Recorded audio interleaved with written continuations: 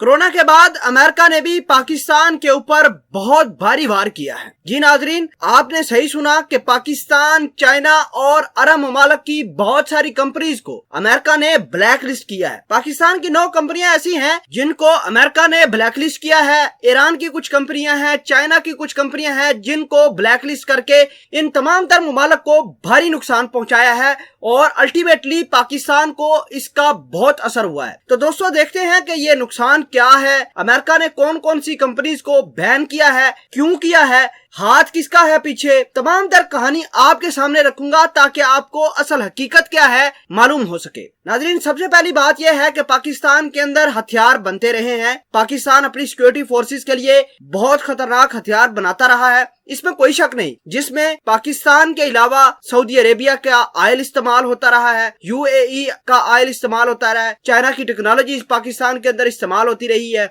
हमारे जो एटमी रिएक्टर हैं उसमें बहुत सारे ममालिक शामिल रहे हैं और पाकिस्तान के लोगों ने, पाकिस्तान के ऑफिशियल ने वादा किया था कि ये हथियार पाकिस्तान में डेवलप करके इन ममालिक को भी सपोर्ट किया जाएगा, इन ममालिक को उसकी टेक्नोलॉजी दी जाएगी। क्योंकि पाकिस्तान के अंदर बहुत ज्यादा साइंटिस्ट मौजूद थे, जैसे डॉक्टर अब्दुल कदीर खान, और अब भी पाकिस्तान की आर्मी, पाकिस्तान के ऑफिशियल ये काम अपने हथियार, अपने डिफेंस को बढ़ा रहे हैं ताकि भारत के साथ पावर को बैलेंस किया जाए। क्योंकि भारत अमेरिका और रशिया से सपोर्ट लेके, हथियार लेके पाकिस्तान के ऊपर नुकसान कर सकता है। इस वजह से ये पावर बैलेंस के लिए जो पाकिस्तान हथियार बना रहा है बिल्कुल अच्छे बना रहा है। अब अमेरिका ने यह कहा है कि जितनी भी कंपनीज पाकिस्तान को किसी तरह की सहूलियात मुहैया करती है तो वो बैन कर दी जाएंगी। इसमें 9 कंपनियां पाकिस्तान की, 1 कंपनी ईरान की और 1 ईरान का एटॉमिक साइंटिस्ट, इसके अलावा चाइनीज की बहुत सारी कंपनियां थी और चाइना के 4 एटॉमिक साइंटिस्ट भी इस ब्लैक लिस्ट में शामिल किए गए हैं। नाजरीन, आपको बता दें कि फरवरी 2020 के अंदर भारत ने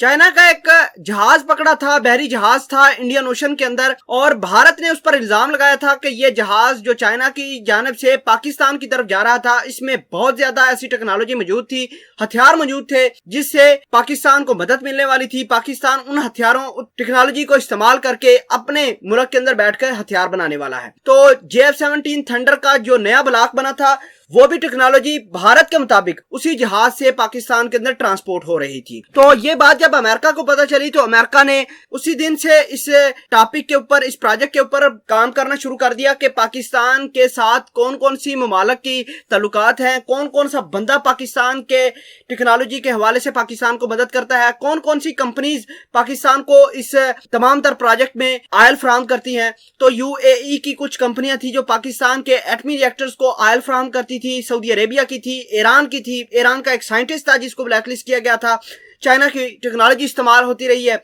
ये तमाम तर कहानियां देखकर अमेरिका ने पाकिस्तान की 9 कंपनियां और इस कहानी के अंदर जितने भी लोग इन्वॉल्व थे, स्टेक होल्डर इन्वॉल्व थे, सबके सब बैन कर दिए हैं। तो दोस्तों, इससे यह साबित होता है कि भारत और अमेरिका मिलकर पाकिस्तान को एक आंख बांध नहीं सकते। अमेरिका और भारत दुनिया में कोई भी हेल जोल करे वो दुनिया के लिए सबसे अच्छी बात होगी। अगर पाकिस्तान अपने डिफेंस और भारत के डिफेंस को बैलेंस करने के लिए कोई हथियार बनाता है तो पूरी दुनिया को तकलीफ होती है। इस हवाले से अगर आप कुछ कहना चाहते हैं तो कमेंट सेक्शन में जरूर बताइएगा। जज़ाकल्लाह।